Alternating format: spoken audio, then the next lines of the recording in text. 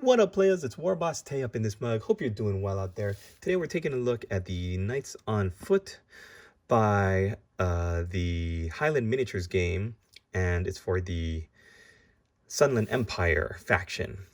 Now, I purchased this from a vendor on Etsy who produced them. See, what Highland Miniatures does with a couple of other companies like Lost Kingdom is they sell the digital files, the STLs, as well as the commercial license to individual people. So if you've got a 3D printer, you can make this your business. Go on their website and say you want to buy the commercial license. They'll let you download the STLs, and you can start churning these out and selling them on Etsy, on eBay, what have you. So I bought these through eBay, or through Etsy rather, and we're going to take a look at the sculpts. Now, because every artist is different, I don't even know if this is the usual breakdown of the sculpts and the repeated sculpts, if it breaks down differently. I bought 20 soldiers with the command group, and like, who knows, if you buy 10 soldiers without the command group, they could be broken down in a completely different way. Not sure. So I got the 10 bodies, or the 20 bodies, and then a big bag of bits here. Let's take a look at the sculpts, and then we will talk about them in detail a little bit more. Now, I didn't notice, I think I was lucky. This resin that they used seems pretty close to the Games Workshop plastic. It's dark gray. It's more like solid. You take a look at this in comparison. This resin, lighter gray resin, feels a little bit more spongy, a little bit softer. This feels almost as hard as plastic. So I think it's going to be good to paint on. Now, there is a little bit of flashing, you can see, but again, that's going to be different depending on whatever artist you go with. And this flashing is very, very simple to remove. Just take your hobby knife and shave it along the edge there. It should get rid of it pretty easily. Look at that terrible knife. Oh my gosh. I gotta start upgrading all of my equipment, cleaning everything up. What was I saying? If they're a little bit too thick to be removed just by your hobby knife, you saw how easily I cut through that. But if it was like connected at a weird angle, and if the tab was a little bit too big, you could go in with a pair of hobby clippers. So for my shipment, seems I got 1, 2, 3, 4, 5 of these knights stepping forward, left hand in a fist, possibly to be holding a shield on. We'll take a look at the bits for the shields, but the shields remind me very much of the old school Empire, plastic Empire knights for Warhammer Fantasy. Those sculpts they didn't deserve to be left in the state that they were in since the late 80s or early 90s, whenever they sculpted those Empire Knights, because those plastic knights, they should have gotten an upgrade when the Demigryph Knights came out. That's all I'm saying. That's all I'm saying. Hashtag rant over. Next, we've got 2 of these guys who are pulling their swords out. Well, I don't know why you would be only pulling your swords out now, guys. Everybody else has got their swords out and ready to go, but maybe they didn't want to get it dirty.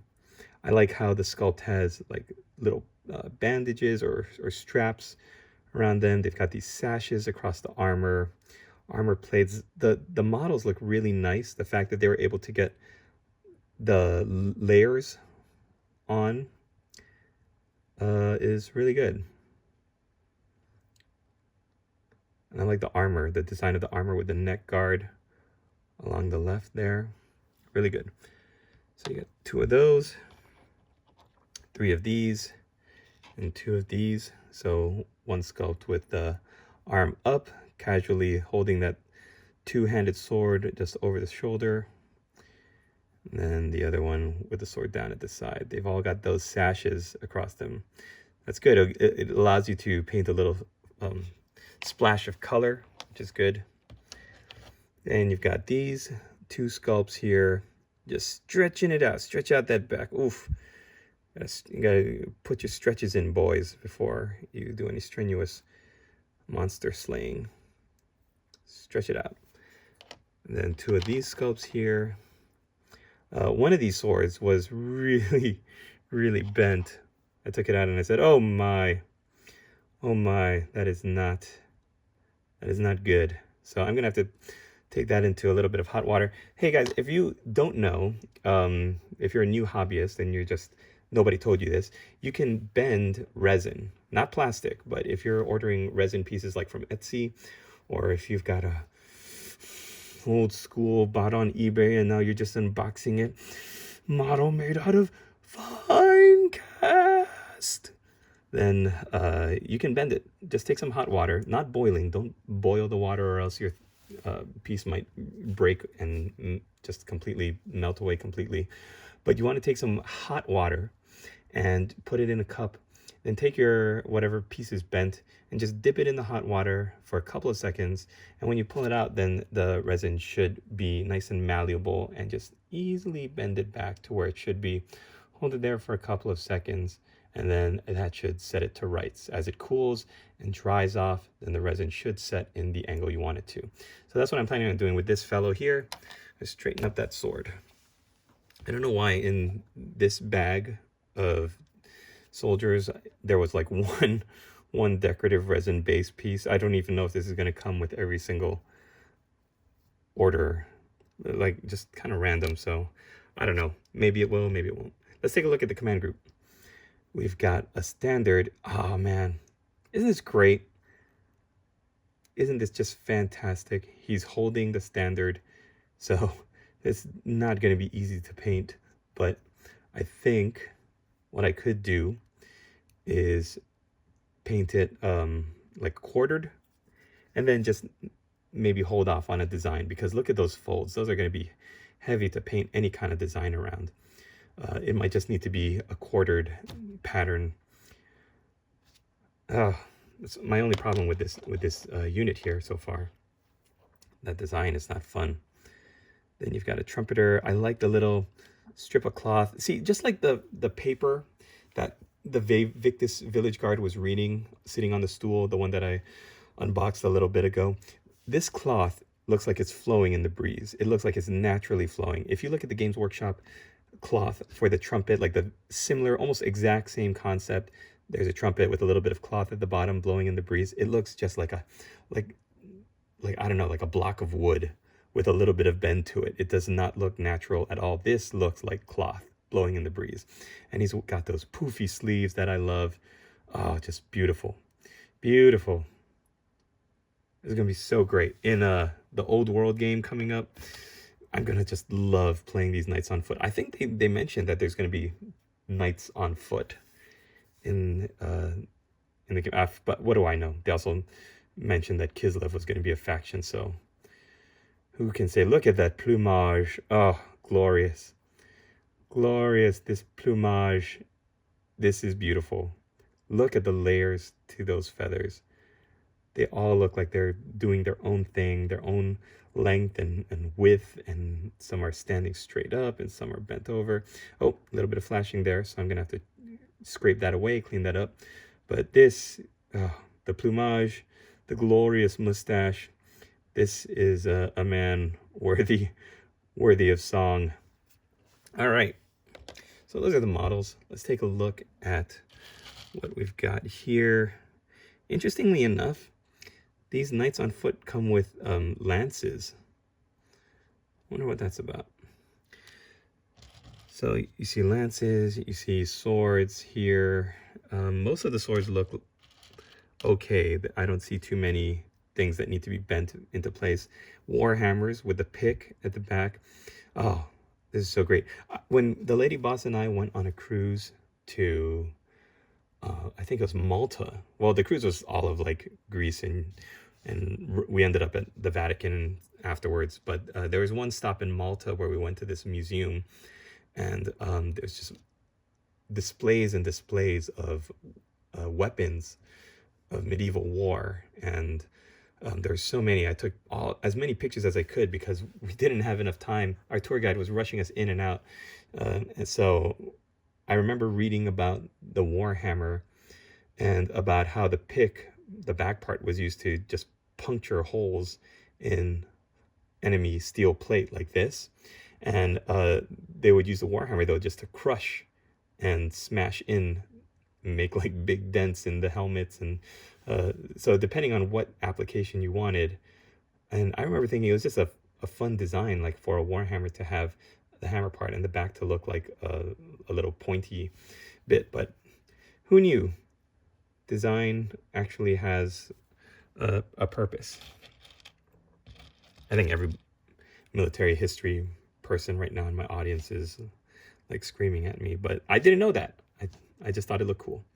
More glorious plumage. And I mean, like, look at the sculpt on these feathers. Just the detail on the feathers. Like, they all look beautiful. If I were to pull off, like, to go into my bits box right now and pull out an Empire helmet with the feathers, I don't think it would look this nicely detailed. It looks just so natural, big and fluffy, and just naturally coming like a wave up and over. Beautiful. The movement of the shorter feathers in the front still creates that like crest in the wave, and then the way the back kind of looks almost like an S. Like, it shows the motion and movement. I just love it. Beautiful. Got some curvy swords in here as well. I mean, I just literally emptied this bag, guys, and I am kind of just going through it now. You've got some not as glorious plumages, but with wreaths. These closed helmets, just really cool looking. And they've got the little rivets at the bottom. More shields. Yeah, it looks like, I don't know. It's interesting because they don't have enough shields for all of them. It looks like it's going to be a mixed arms unit. You've got a bunch of swords, got those war hammers, got some shorter swords, most like a lot of the two-handed swords. You got those lances. So I don't know. We will see when I build all of these soldiers up. We're going to see what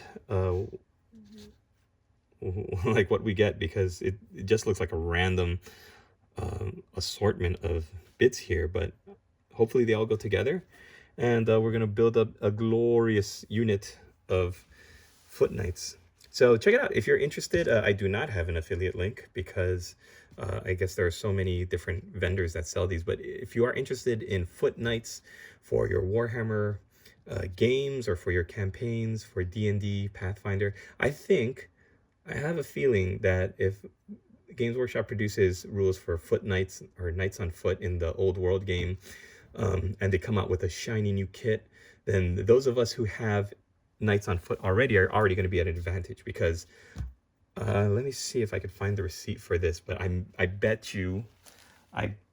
willing to bet that whatever I paid for this unit of knights is going to be a lot less than what Games Workshop is going to be charging for. Yep. $28 for these Imperial Knights on foot. 28 millimeter size. And yeah, look at that. $28.